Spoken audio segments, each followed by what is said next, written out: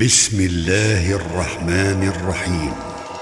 در بیان فضیلت سلام دادن روایت میکند عبدالله ابن مسعود از رسول خدا صلی الله علیه و سلم فرمودند که از سلام نامی است از نامهای خدای تعالی، پس افشا کنید سلام دادن را در بین خودها.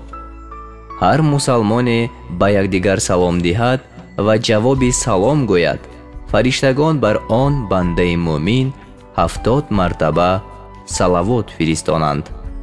و اگر هر مسلمان همدیگر را دیده سلام ندهد و جواب سلام نگوید، فرشتگان بر آنها 70 مرتبه لعنت فرستند.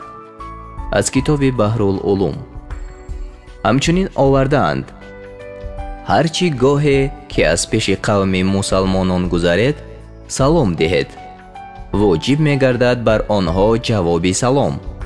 باید که پیاده بر نشسته سلام دهد و خرد به کلان سلام دهد و سواره بر پیاده سلام دهد. گویند که هرچی گاه داخل خانه شوید بر اهل بیت خود سلام دهید و اگر در خانه کسی نباشد گویید که السلام علینا و علی عباد الله صالحین. فرشتگان جواب سلام شما را میگویند. بعضی علما گویند که در خانه کودک باشد سلام دادن درست باشد یا نه.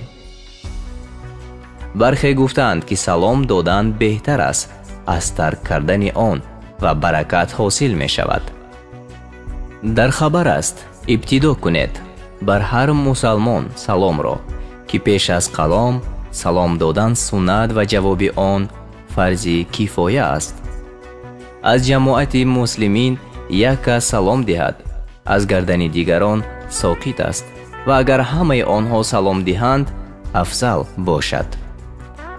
اگر شخصی گوید که السلام علیکم، جواب دهنده گوید که و علیکم سلام، زیرا که مومن تنها نیست چند فرشته همراهی او باشد.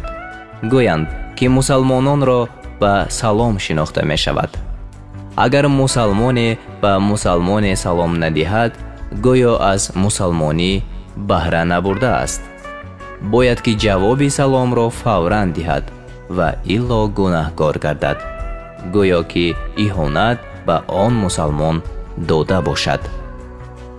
روایت می کند ابو هریره رضی الله عنه از رسول خدا صلی الله علیه و سلم فرمودند بنده مومن ایمان کامل نداشته باشد داخل جنت نمی شود و نشان ایمان کامل آن است که مومن برادر مومن است. باید که ضرر مسلمان را نخواسته محبت ورزد و سلام دادن را افشا کند.